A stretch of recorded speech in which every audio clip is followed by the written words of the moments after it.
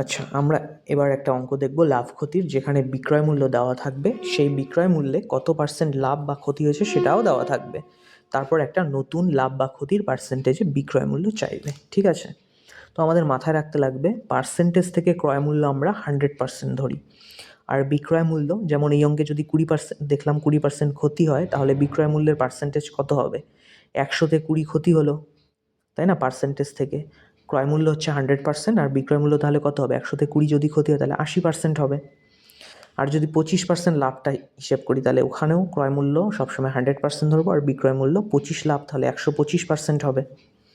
100-তে 25 লাভ হলে 100 আর 25, 125%। এবার অঙ্ক দেখি, 6,000 টাকা একটি ঘড়ি বিক্রি করে 20% ক্ষতি হয়, তাহলে এই যে বিক্রয় মূল্য দেওয়া আছে 6,000 টাকা, তাহলে ভ্যালু আমার দেওয়া আছে 6,000 টাকা। কী দেওয়া আছে? বিক্রয় মূল্য। তাহলে পার্সেন্টেজটাও আমাকে কিন্তু বিক্রয় মূল্যই কনসিডার করতে লাগবে।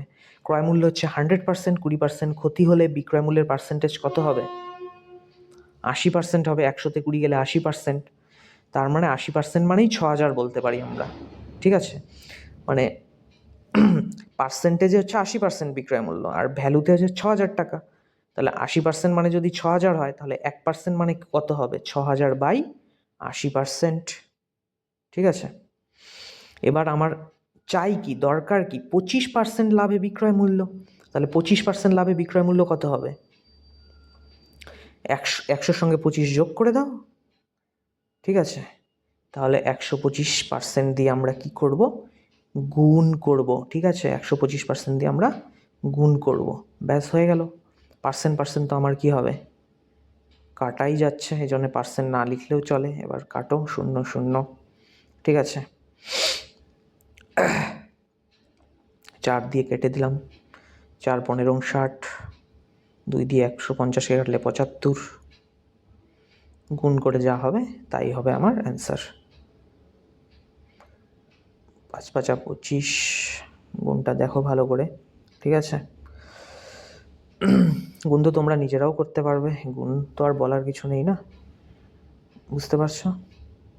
হয়ে গেল আমার গুণ, 9,375 টাকা বিক্রয় মূল্য হয়ে গেল।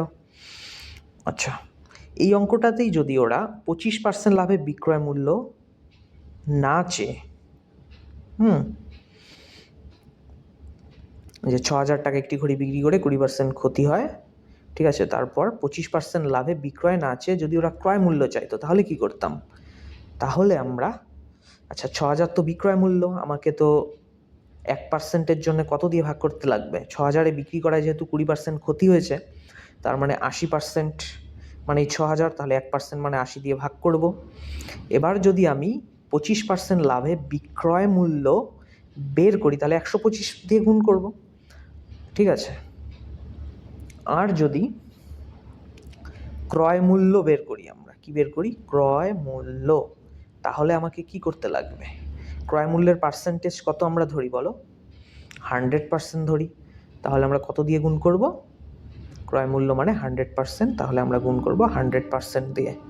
ব্যাস, কাটাকাটি করে যা আসবে তাই, কাটাকাটি তো তোমরা নিজেরাই পারবে।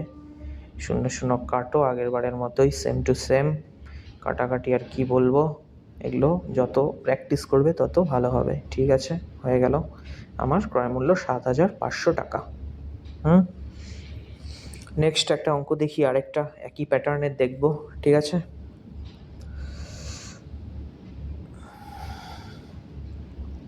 দেখি কোশ্চেনে কি আছে, জাস্ট ভ্যালুগুলো চেঞ্জ করে দিই তাহলেই হয়ে যাবে। 6,000 টাকার বদলে ভ্যালু দিয়ে দিয়েছে আমাকে 5,688 টাকায়। ঠিক আছে, আর পার্সেন্টেজটা দিয়ে দিয়েছে 10% ক্ষতি হয়, তবে 20% লাভে বিক্রয় মূল্য কত হবে? তো একইভাবে 5,688 টাকা বিক্রয় মূল্য, আর ওইদিকে এই বিক্রয় মূল্যে 10% ক্ষতি হচ্ছে, তার মানে 10% যেহেতু ভ্যালু আমার বিক্রয় মূল্যে আছে, তাহলে পার্সেন্ট থেকেও আমাকে 90% হবে। 100-তে 10 ক্ষতি হলে 90%, তার মানে আমরা বলতে পারি 90% মানে হচ্ছে বিক্রয় মূল্য, আর এদিকে ভ্যালু হচ্ছে 5,688। তাহলে 1%-এর মান কীভাবে পাবো? 90% দিয়ে ভাগ করলেই পাবো। 90% মানে 5,688। তাহলে 1% মানে কত? 90% দিয়ে ভাগ করো। এবার আমার কার মান লাগে? যার মান লাগে সেটা দিয়ে আমরা গুণ করব। কত দিয়ে গুণ করবো? 20% লাভে বিক্রয় মূল্য কত হবে? তাহলে 20% লাভে মানে 100 সঙ্গে 20 যোগ করো, 120%-এর মান লাগে, জন্য 120% দিয়ে গুণ করো, ব্যাস হয়ে গেল। পার্সেন্ট কাটা, 0 কাটাকাটি তোমরা দেখো, করো নিজে। 9 দিয়ে কাটলে কত হবে? আচ্ছা 3 দিয়ে কেটে নিলাম, 3 তিরিক্ষে 9, 3 4 12, কেটে দাও তোমাদের ইচ্ছে মতো। ডাইরেক্ট 9 দিয়েও কাটতে পারতে 5,688-কে, ঠিক আছে। গুণ করে যা হবে তাই হবে অ্যান্সার, ঠিক আছে। আর একটা অঙ্ক আমরা দেখব একই প্যাটার্নের। আরেকটা আমরা অঙ্ক দেখব এবার, ঠিক আছে, সেম মেথডের অঙ্ক। তো ভ্যালুটা দেখি কি দেওয়া আছে, তাই না? ভ্যালু দেওয়া আছে এবার আমাদের 988 টাকায় একটি ঘড়ি বিক্রি করে। আগের বার ছিল 10% ক্ষতি, ঠিক আছে। এবার বলা আছে আমাদের 30% ক্ষতির বদলে বলা আছে লাভ হয়, ঠিক আছে। তবে আগের বার কি বলা ছিল? 20% লাভে বিক্রয় মূল্য। এবার বলা আছে 25%, এবার লাভের বদল ক্ষতিতে বিক্রয় মূল্য চেয়েছে ওরা। হ্যাঁ, কত হবে? তাহলে আমার বিক্রয় মূল্য কত আছে? 988, আর পার্সেন্ট থেকে কত হয়? 30% লাভ হলে বিক্রয় মূল্যের পার্সেন্ট কত হয়? 130%। তার মানে 130% মানে 988, তাহলে 1% মানে 130 দিয়ে আমরা কি করব? ভাগ করব। আর যেটা বের করতে বলছে সেটা দিয়ে গুণ করব। 25% ক্ষতিতে বিক্রয় মূল্য কত? 100-তে 25 ক্ষতি হলে 75%। 75% পার্সেন্ট আমাদের কি হবে? কাটা যাবে। কাটাকাটি নিজের মতো করে নেবে,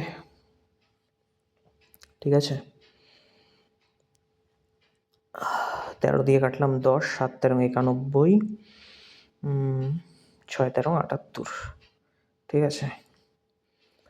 5 দিয়ে কাটতে পারো, 5 15 75, 5 2 10, ঠিক আছে। 2 দিয়ে কাটলে কত হচ্ছে আমাদের? 38 2 76, তাই না? 38 আর 15 গুণ করে সুন্দর করে তোমরা লিখে দেবে, ঠিক আছে। 8 15 120, 0 12, 3 15 45, 45 আর 12 যোগ করলে কত হয়? 45 10 হচ্ছে 55, 57 570 টাকা, ঠিক আছে। আচ্ছা, এবার এই অঙ্কটাতেই যদি আমাদের কাছে ক্রয় মূল্য চাইতো তাহলে কি করতাম? মানে 25% ক্ষতিতে বিক্রয় মূল্য না আছে, ডাইরেক্ট ওরা ক্রয় মূল্য চাইতো, তাহলে কি করতাম? ওই একই 988 লিখবো।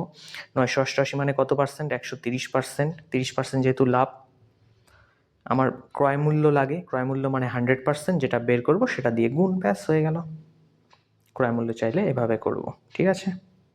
আর বিক্রয় মূল্য চাইলে ওই পার্সেন্টেজটা, লাভ ক্ষতির পার্সেন্টেজটা, লাভ হলে 100-এর সঙ্গে যোগ করে গুণ করব, আর ক্ষতি হলে বিয়োগ করে গুণ করব, এটাই হচ্ছে ব্যাপার, ঠিক আছে। তাছাড়া আর কিছু। কাটাকাটিটা দেখি, পার্সেন্ট কাটা, 0 কাটা, 13 দিয়ে তো একবারেই যাবে, 7 13 91, 76 হবে, 78 6 13 78, তার মানে 760 টাকা আমার কি হয়ে গেল? ক্রয় মূল্য। তাহলে ক্রয় মূল্য চাইলে 100% দিয়ে গুণ করে দেবে, তাহলেই হবে।